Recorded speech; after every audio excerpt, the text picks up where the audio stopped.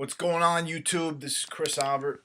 I am here in my room about to knock the fuck out for the day because I'm fucking tired. Put an announcement out on YouTube regarding, if anybody had any questions. And the one thing that keeps coming up is my take on flexible dieting and if it fits your macros. I've talked about it before. I'll talk about it again. It's okay.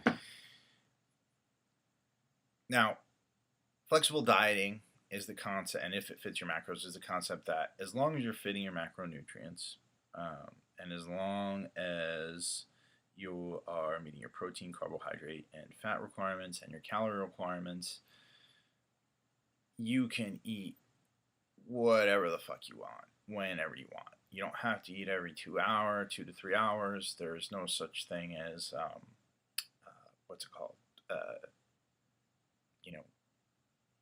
Nutrient timing. Nutrient timing is a myth. You don't have to eat, fast-moving carbohydrates after you train. You can go with inexpensive supplements and stuff. And I largely agree with this camp. I largely agree with the flag holder there, Matt Ogus. I think he's got a great physique. He seems to be a really good guy. I really like his videos. I enjoy them. What I would say, though, is that this whole idea isn't really new.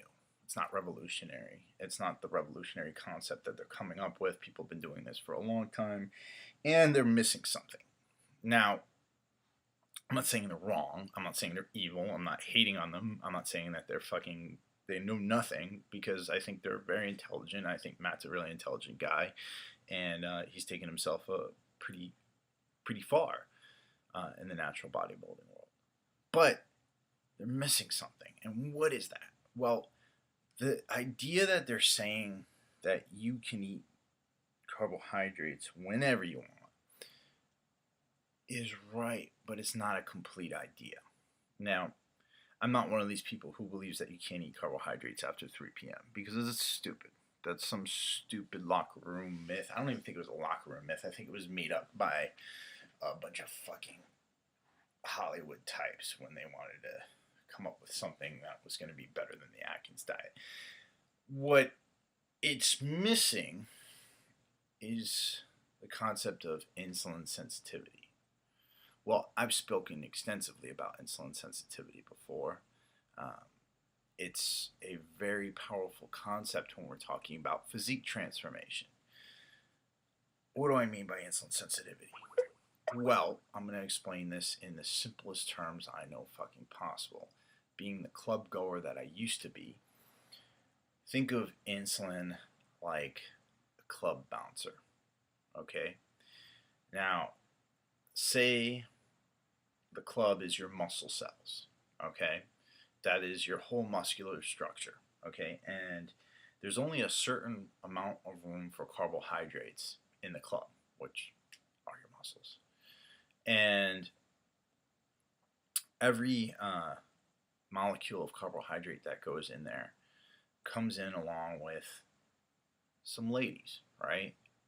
The ladies are always welcome at clubs. So the ladies are the nutrients, the branched chain amino acids, the peptides, the vitamins and the blood that's going to come in there, and that's going to help that club to really be what it's supposed to be, right? Otherwise, you just got a fucking sausage fest, all right? So insulin is responsible for making sure that the club is not filled with too much fucking sausage, okay? So at certain times in the night, the club is going to be filled with more sausage than others, okay? Now, when you work out, when you train, the sausage goes away. That's the glycogen. We'll call it sausage glycogen, okay? Those are the carbohydrates that get transformed into glycogen in your muscles. So when you train, some of the glycogen gets lucky, okay, and it gets used as energy, and it leaves the club with whatever nutrients it had, and it goes and does its thing, okay? So club empties out, and the club owner says to the bouncer, hey man, we got to get some more people in here or some more nutrients in here.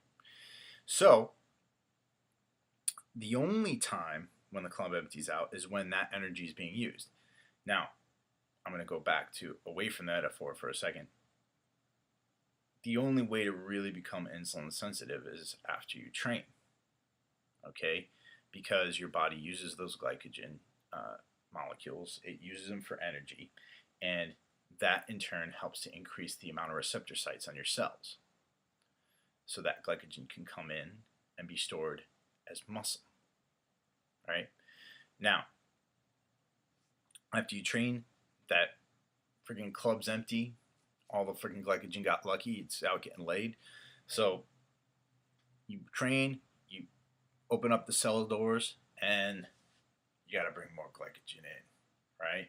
So the second round comes, the fucking, you know, the guys who come in for after hours, fucking, that's when you got to take your simple carbohydrates because the club's empty.